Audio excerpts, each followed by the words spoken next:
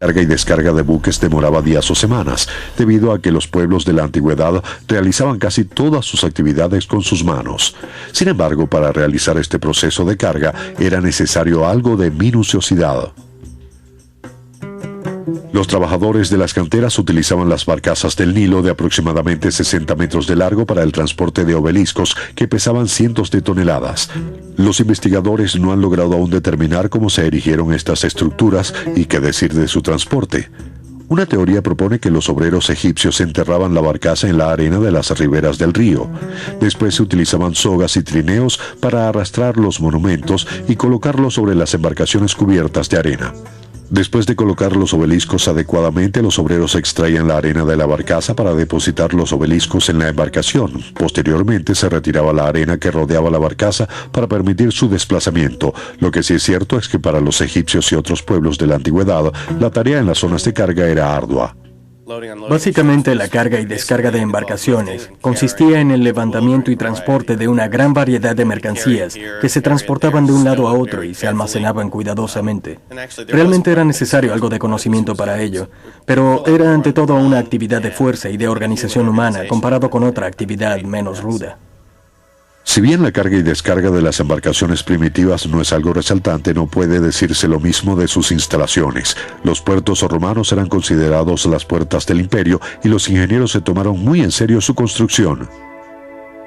La aparición de lo que consideramos puertos modernos, con muelles, embarcaderos y rompeolas especiales, se remonta al Imperio Romano, en el que existían ingenieros de alto nivel. Ciertamente, los romanos fueron los mejores ingenieros de la época. Ellos utilizaban elementos asombrosos, como enormes bloques de mampostería y cemento. Los romanos elaboraban cajones y construían buques alrededor de estos enormes bloques, que eran llevados hasta un lugar determinado y eran liberados para hundirse en el fondo marino. De esta manera, los romanos lograron modificar la topografía submarina y edificar puertos en áreas donde antes solo había agua. Posiblemente los puertos eran maravillas de la ingeniería, pero las tareas de carga y descarga todavía se llevaban a cabo con la tecnología más primitiva, la fuerza humana.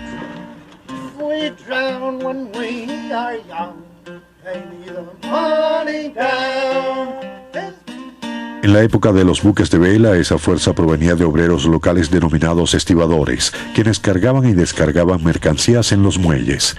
En otros lugares, la tarea de los estibadores recaía en aquellos hombres que sencillamente vivían en las costas.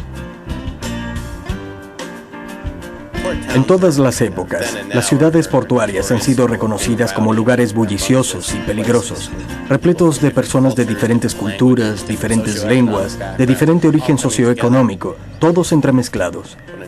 Cuando la tarea de cargar los buques manualmente se demoraba, los marineros disponían de un gran lapso de tiempo durante el cual desembarcaban, se alimentaban en las tabernas y visitaban a las prostitutas.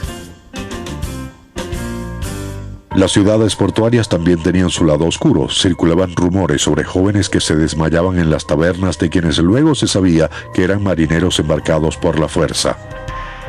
Muchos propietarios de embarcaciones se quejaban de la cantidad de mercancías robadas, no durante largas travesías, sino durante su traslado al almacén. Tanto en esa época como en la actualidad, resguardar la carga de la tripulación, de los estibadores y de todos aquellos que querían transportarla y obtener alguna ganancia es un aspecto importante del negocio. Los chinos utilizaban vasijas de cerámica en las que introducían vasijas de cerámica más pequeñas para protegerlas del clima y del robo. En el siglo XIX,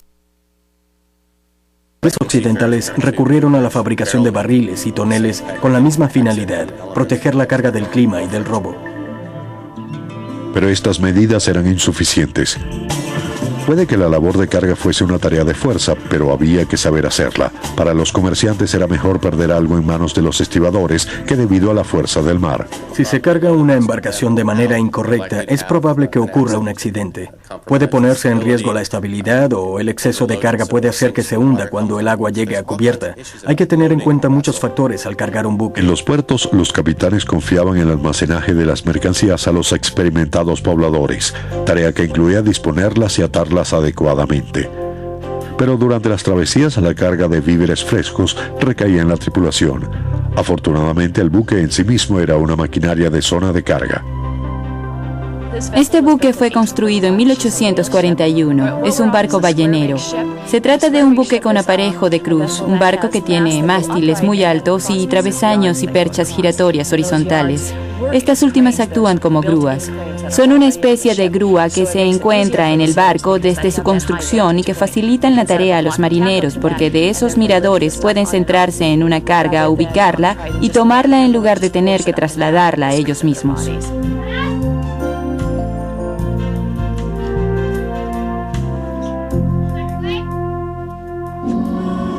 Los marineros usaban enormes redes de carga elaboradas con sogas para embarcar todo tipo de mercancías en los buques, pero un objeto en particular contenía la mayor parte de la carga, el modesto barril. En el siglo XIX fue el equivalente del contenedor metálico de hoy. El barril se utilizaba como contenedor, podía contener vino, agua, whisky, todo aquello que generalmente pensamos puede transportarse en barriles. Pero también podía contener clavos, manzanas, porcelana protegida con acerrín, juguetes, repuestos para barriles, velas de barcos, casi todo.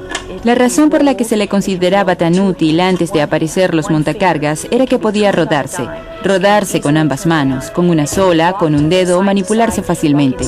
Podía voltearse con facilidad, es posible balancearlo tan fuerte que casi logra mantenerse sobre su borde.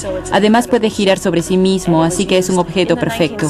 Se utilizó en el siglo XIX, pero es un objeto que se remonta a la época de los egipcios. Gracias a su forma, el barril era una herramienta en sí mismo, mitad rueda, mitad palanca. Pero por más perfecto que fuese, dependía de los fuertes brazos y espaldas de los marineros para llegar al barco. Pero a comienzos del siglo XIX, la potencia del vapor comenzaba a cambiarlo todo.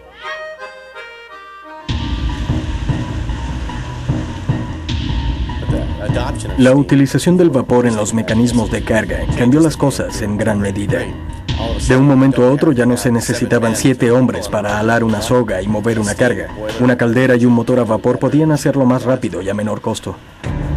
Pero el vapor era mucho más que un catalizador de la velocidad. Durante más de un siglo, los obreros debieron enfrentar el desafío de la mecanización y el derecho a organizarse. La confrontación desembocó en uno de los días más sangrientos en los almacenes. El 5 de julio de 1934, cerca de los muelles de San Francisco, la policía disparó contra huelguistas que lanzaban ladrillos. 2 hombres murieron y alrededor de 80 resultaron heridos durante lo que luego se denominaría como el Jueves Sangriento. Las protestas públicas ante tal brutalidad fortaleció la causa de los trabajadores. Ya en los años 50 los estibadores se habían impuesto y su sindicato se había convertido en uno de los más sólidos del país.